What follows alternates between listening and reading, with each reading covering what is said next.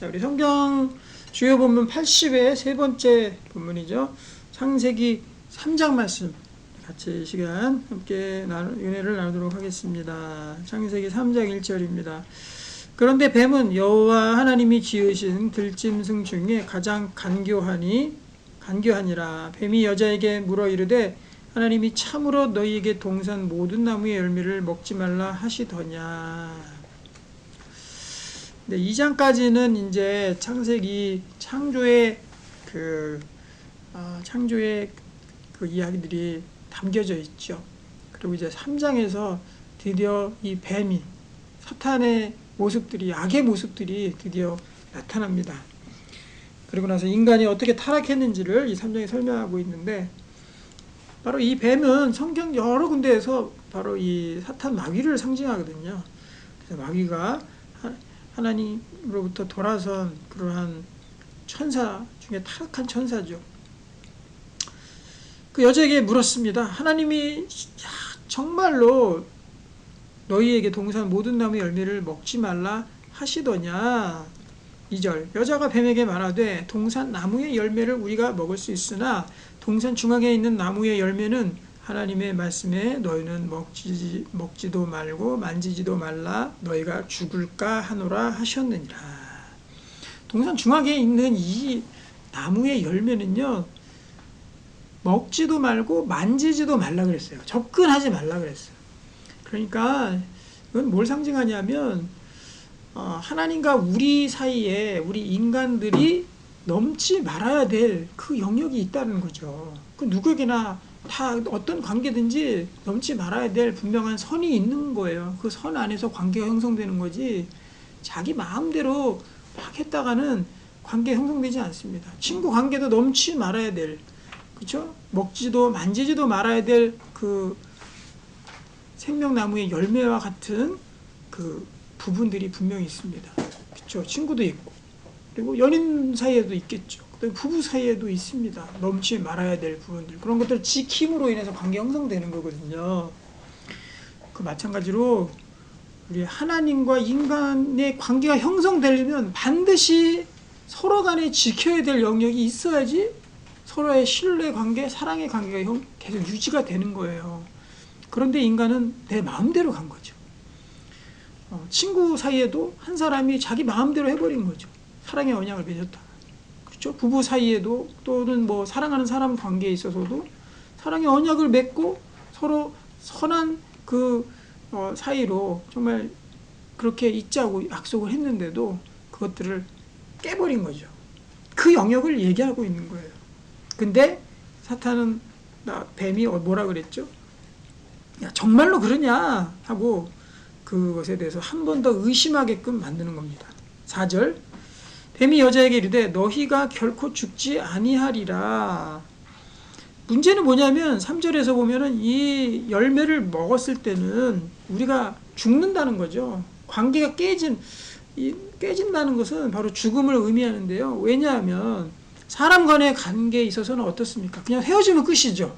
그냥 관계로 상처 입으면은 그거로 끝나거든요.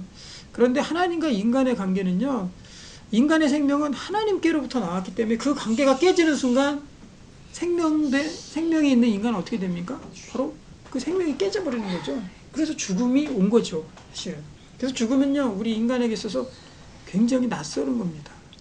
너무나도 낯설고 두렵고 상상할 수 없는 것이 바로 죽음입니다. 왜냐하면 죽지 않게 창조된 모습이 바로 인간의 모습이기 때문에 그래요. 근데 뱀이 속이죠. 너희가 결코 죽지 아니하리라. 이 사탄은요, 거짓말의 명승입니다. 거짓말. 다 거짓말 쳐요, 우리에게. 아니야, 괜찮을 거야. 아니야, 그렇지 않아. 하나님 말씀? 아니야, 괜찮을 거야. 라고 계속해서 거짓말을 던집니다. 5절 너희가 그것을 먹는 날에는 너희 눈이 밝아져 하나님과 같이 되어 선악을 알 줄 하나님이 아심이니라. 여자가 그 나무를 본즉 먹음직도 하고 보암직도 하고 지혜롭게 할 만큼 탐스럽기도 한 나무인지라. 여자가 그 열매를 따먹고 자기와 함께 있는 남편에게도 주매 그도 먹은지라. 결국에는 깨지지 말아야 될 그 관계가, 인간과 하나님과의 관계가 여기에서 와장창 병이 깨지듯 다 깨져버리고 만 것입니다. 그래서 남자 여자가 같이 이것들을 따 먹었어요. 그래서 어떻게 보면은 이 부부관계로 치면은 한 사람이 가지 말아야 될 선을 가버린 거죠. 외도를 했다던가 아니면은 뭐 그렇죠? 간음을 했다던가 이런 거를 통해서 그 관계가 완전히 깨져버린 것입니다. 이에 그들의 눈이 밝아져 자기들이 벗은 줄을 알고 무화과 나무 잎을 엮어 치마로 삼았더라. 바로 죄의 결과는 수치거든요. 수치, 부끄러움, 수치, 피할 수 없는 그런 부끄러움이 우리 인간들에게 닥친 거죠. 내가 다 나의 이 적나라하고 더러운 모습들이 다 밝혀진 것이죠. 그래서 그것들을 무화과 나무 잎을 엮어서 가리게 되었습니다. 8절 그들이 그날 바람이 불 때 동산에 거니시는 여호와 하나님의 소리를 듣고 아담과 그의 아내가 여호와 하나님의 낯을 피하여 동산 나무 사이에 숨은지라. 그렇습니다. 하나님과 인간의 관계가 깨지게 되면요, 그걸 먼저 깬 사람은 바로 인간이죠. 먼저 깬 쪽은 인간이죠. 그리고 한쪽을 깼기 때문에 우리는 하나님께 종속될 수밖에 없는 그런 존재들이기 때문에 하나님을 피하게 됩니다. 하나님과 깨진 이 관계는 어떤 사람이든지 하나님을 피하고 거부하게 되고 이런 것들이 우리의 죄의 본성이 되는 겁니다. 9절 여호와 하나님이 아담을 부르시며 그에게 이르시되 내가 어디 있느냐 이르되 내가 동산에서 하나님의 소리를 듣고 내가 벗었으므로 두려워하여 숨었나이다. 벗은 것이 부끄럽고 또 두렵게 되었습니다. 이 두려움도요, 바로 이 두려워한다는 마음 자체도 사람에게 준 것이 아니거든요. 하나님께서. 그렇죠? 우리에게 주신 것은 두려워하는 마음이 아니요 생명과 평안이라 그랬잖아요. 두려운 마음은 그거는 온전히 죄 속에서 온 거지 하나님께서 창조할 때 있던 마음 자체가 아니에요. 그래서 우리는 예수 믿고 난 다음에 하나님께서 해방시켜 주신 것이 있죠. 그것이 뭐냐면 너희는 두려워하지 말라. 예수님께서 평안을 너희에게 끼치노니 곧 나의 평안을 너희에게 주노라.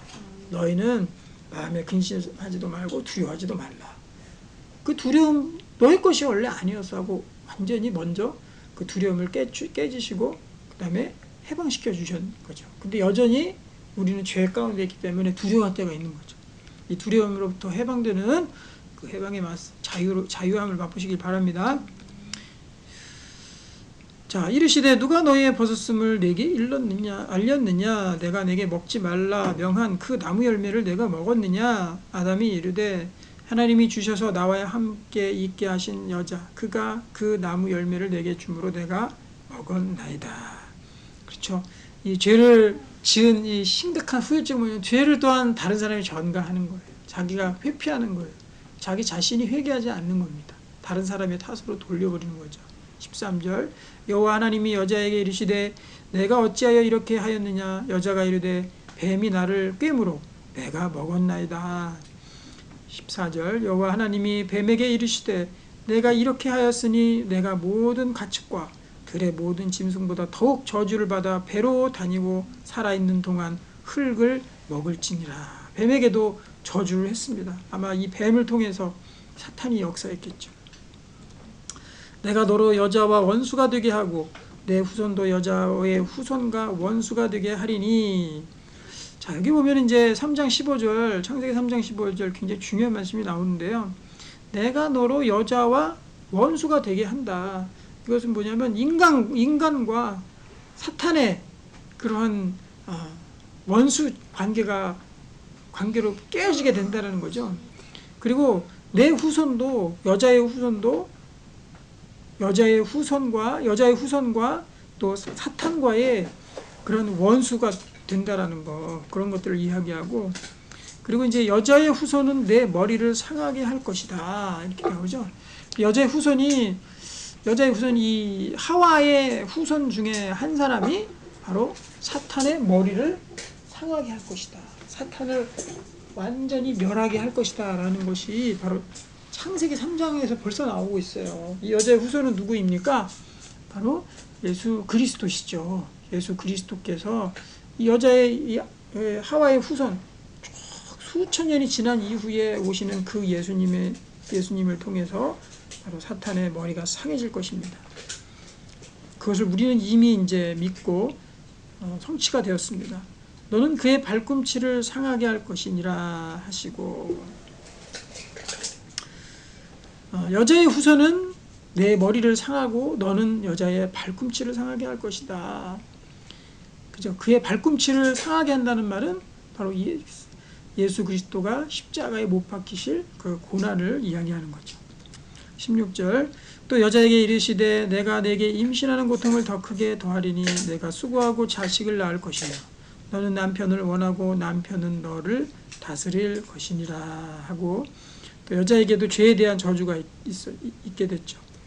또 아담에게 이르시되 내가 내 아내의 말을 듣고 내가 내게 먹지 말라 한 나무의 열매를 먹었은즉 땅은 너로 말미암아 저주를 받고, 그래서 땅이 우리가 한 만큼 그렇게 과실을 못 냅니다. 자꾸만 자연재해나 또는 그런 기상이변을 통해서 우리가 평생 수고해야지 그 소산을 간신히 먹고 살 정도로, 그렇죠. 지구의 뭐 몇몇 나라들 빼고는 전부 다 이 먹고 사는 문제들이 굉장히 힘들죠.